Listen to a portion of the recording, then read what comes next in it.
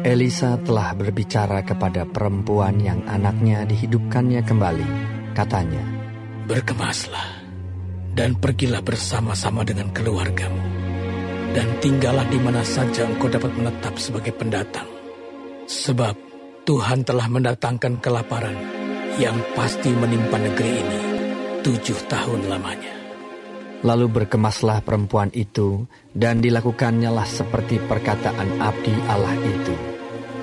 Ia pergi bersama-sama dengan keluarganya, lalu tinggal menetap sebagai pendatang di negeri orang Filistin 7 tahun lamanya. Dan setelah lewat ke-7 tahun itu, pulanglah perempuan itu dari negeri orang Filistin.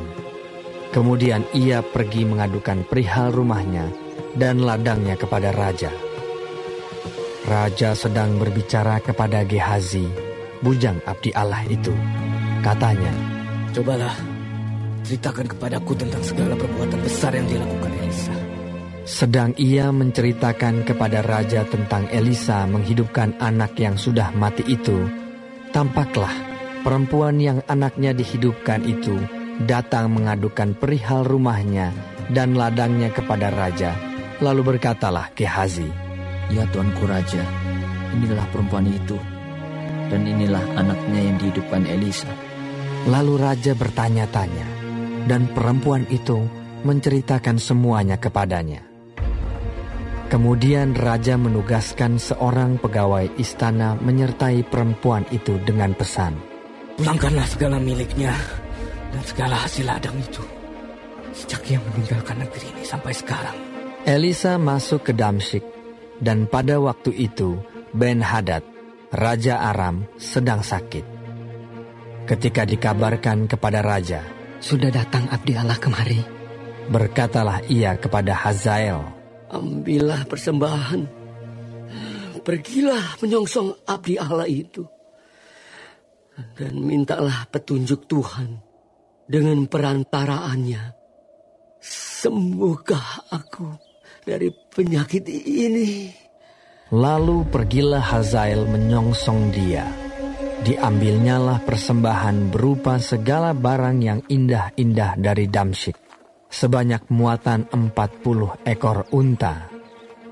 Sesudah sampai, tampillah ia ke depan Elisa dan berkata, "Anakmu Ben-Hadad, Raja Aram, menyuruh aku menanyakan kepadamu, apakah aku akan sembuh dari penyakit ini?" Jawab Elisa kepadanya, "Pergilah, katakanlah kepadanya, pastilah engkau sembuh. Namun demikian, Tuhan telah memperlihatkan kepadaku bahwa ia pasti mati dibunuh." Elisa menatap dengan lama ke depan, lalu menangislah abdi Allah itu. Hazael berkata, "Mengapa Tuanku menangis?" Jawab Elisa, "Sebab aku tahu bagaimana malapetaka yang akan kau lakukan kepada orang Israel. Kotanya yang berkubu akan kau campakkan ke dalam api. Terunanya akan kau bunuh dengan pedang. Bayinya akan kau remukkan, dan perempuannya yang mengandung akan kau belah." Sesudah itu berkatalah Hazael, "Tetapi apakah hambamu ini, yang tidak lain dari anjing saja, sehingga ia dapat melakukan hal sehebat itu?" Jawab Elisa, "Tuhan telah memperlihatkan kepadaku bahwa engkau akan menjadi raja atas Aram." Lalu ia pergi dan meninggalkan Elisa. Dan setelah ia sampai kepada tuannya, berkatalah raja kepadanya, "Apakah dikatakan Elisa kepadamu?" Jawabnya, "Ia berkata kepadaku bahwa pastilah engkau sembuh." Tetapi keesokan harinya ia mengambil sehelai selimut yang telah dicelupkannya ke dalam air dan membentangkannya ke atas muka raja. Jadi matilah raja, dan Hazael menjadi raja menggantikan dia. Dalam tahun kelima zaman Yoram, anak Ahab raja Israel, pada waktu itu Yosafat adalah raja Yehuda. Yoram, anak Yosafat raja Yehuda, menjadi raja. Ia berumur 32 tahun pada waktu ia menjadi raja, dan 8 tahun lamanya ia memerintah di Yerusalem. Ia hidup menurut kelakuan raja-raja Israel seperti yang dilakukan keluarga Ahab, sebab yang menjadi istrinya adalah anak Ahab. Ia melakukan apa yang jahat di mata Tuhan. Namun demikian Tuhan tidak mau memusnahkan Yehuda oleh karena Daud, hambanya, sesuai dengan yang dijanjikannya kepada Daud, bahwa ia hendak memberikan keturunan kepadanya dan kepada anak-anaknya untuk selama-lamanya. Pada zamannya, memberontaklah Edom dan melepaskan diri dari kekuasaan Yehuda, dan mereka mengangkat seorang raja atas mereka sendiri. Maka majulah Yoram ke Zair bersama-sama dengan seluruh keretanya. Pada waktu malam bangunlah ia, lalu bersama-sama dengan para panglima pasukan kereta, ia menerobos barisan orang Edom yang mengepung dia, tetapi rakyatnya melarikan diri pulang ke kemahnya. Demikianlah Edom memberontak dan terlepas dari kekuasaan Yehuda sampai sekarang ini.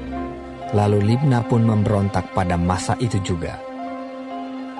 Selebihnya dari riwayat Yoram dan segala yang dilakukannya, bukankah semuanya itu tertulis dalam kitab sejarah Raja-Raja Yehuda? Kemudian Yoram mendapat perhentian bersama-sama dengan nenek moyangnya, dan ia dikuburkan di samping nenek moyangnya di kota Daud. Maka Ahazia anaknya menjadi raja menggantikan dia. Dalam tahun ke-12 zaman Yoram, anak Ahab raja Israel, Ahazia anak Yoram raja Yehuda menjadi raja. Ia berumur 22 tahun pada waktu ia menjadi raja, dan setahun lamanya ia memerintah di Yerusalem. Nama ibunya ialah Atalia, cucu Omri, raja Israel. Ia hidup menurut kelakuan keluarga Ahab, dan ia melakukan apa yang jahat di mata Tuhan, sama seperti keluarga Ahab, sebab ia adalah seorang menantu dari keluarga itu. Ia pergi bersama-sama Yoram bin Ahab untuk berperang melawan Hazael, raja Aram di Ramot Gilead. Tetapi orang-orang Aram melukai Yoram.